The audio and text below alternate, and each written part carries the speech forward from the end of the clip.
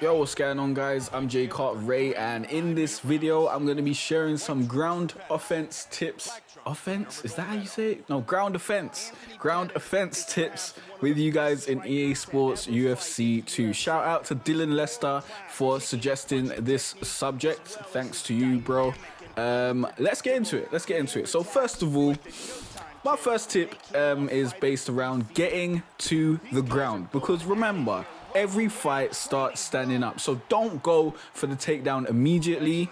That's just going to alert your opponent to your tactic and what you're going to try to do, and then it's going to be really easy for your opponent to block that takedown. Stay patient and learn your opponent's style. Look for an opening for the takedown, like when he's throwing a high strike, or better yet, go for a takedown when he has low stamina or is rocked, because you get it's much more easy to get the takedown when your opponent's got low stamina or he's rocked. It's much harder for him to be able to block it.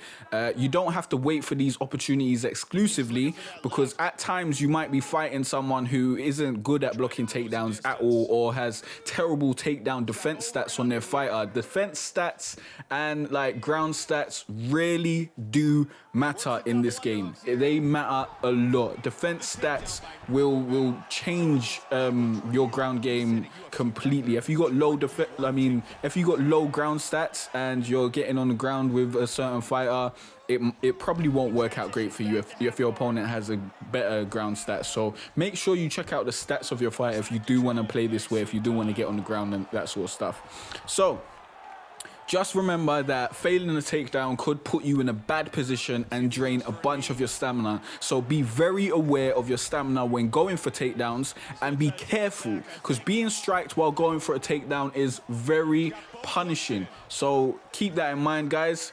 And next tip is be patient.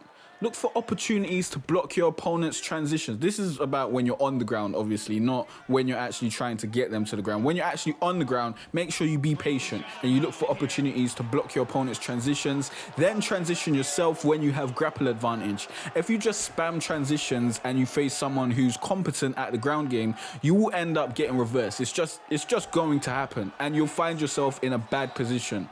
Blocking transitions also saps your opponent's stamina, while getting yours blocked saps yours. So try and maintain stamina advantage on the ground.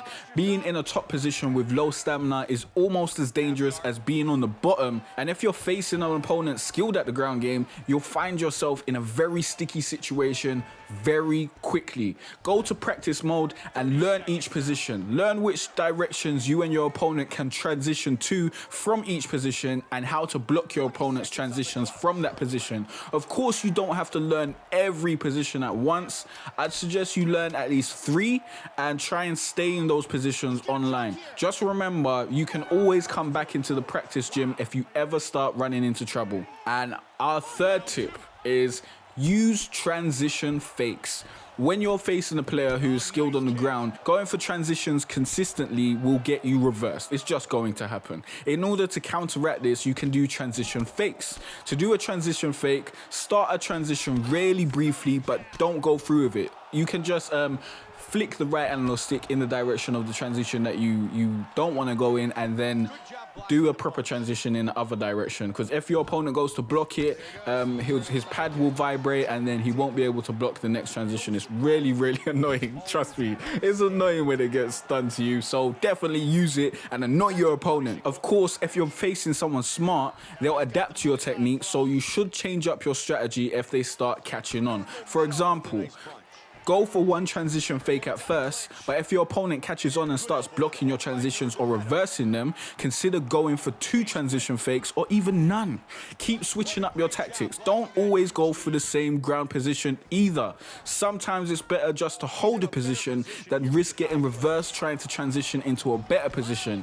By the way, if you're facing someone who just spams transitions when they're on the ground, going for transition fakes will only allow them to transition where they want. So only use this technique if you know your opponent knows how to and is actively blocking and reversing transitions.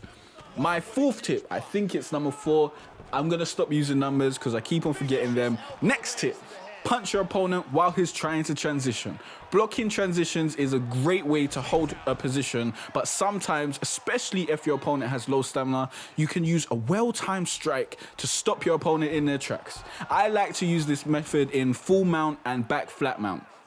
Wait for your opponents to try and transition, and when he does, throw a quick strike. This works wonders in the mount, as a few strikes can end the fight really swiftly. So some players start spamming transitions and panicking. This is a great opportunity for you to get some strikes in. And if your opponent has higher ground stats than you though, they may be able to transition before you feed them a fist sandwich, so be wary of this. If your opponent has low stamina though, you're home free. Make sure you don't expend your stamina trying to end your opponent unless you are certain you will win. Otherwise, you might end up getting arm trapped and end up in a bad position with low stamina. And no one wants to be in a bad position with low stamina. It's almost over when you get there. Like, you're just gonna put your hands up and be like, you know what, take me out, it's gone, I'm over. Let's just go to the next match. So next tip, go for submissions when your opponent, sorry, my voice just went out there. Go for submissions when your opponent has low stamina. When your opponent has low stamina, they're really vulnerable to knockouts and submissions. Try locking in a submission if you're mildly confident in your submission abilities. I suggest you go for a submission that isn't the armbar, as many submissions can transition into the armbar and lower the amount of submission stages you need to pass in order for you to win. Be warned though, failing a submission can have you ending up in a bottom position, so be careful. Okay, I hope this video helped you out, guys. Hit that like button if you like this video, and be sure to subscribe because I'll be putting out loads of UFC 2 tip videos every Tuesday, and you don't want to miss those. If you want to check out the rest of my UFC 2 tip videos, you can click on the playlist on the screen. Also, leave a comment letting me know leave a comment letting me know what tutorials or tips you want next down below, or share some tips of your own and help out the community. Remember, ground stats matter. Check your ground stats. Well, check the stats of the fighter you're using before you try and get on the ground, because having low ground stats will make your transitions slower, and it'll really harm you when it comes to blocking transitions and whatnot. It'll be much harder for you to do that. So check your ground stats if you want to play on the ground. If you've got terrible ground stats, stay off the ground, because if someone takes you down to the ground and you've got terrible ground stats, it's going to be terrible. You're not going to enjoy it. It's going to be a terrible time. So keep that in mind. Thanks for watching, guys. I'll see you guys in the next video. Grab the leg, completes the takedown. Wow, look at that. How good is that? Uh-oh.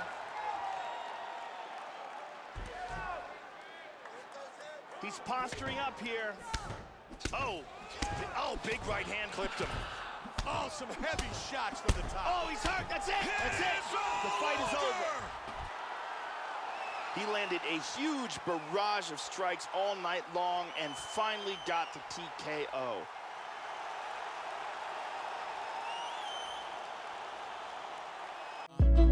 It's been a cold winter and it's lasted far too long. So all this warmth I share with you.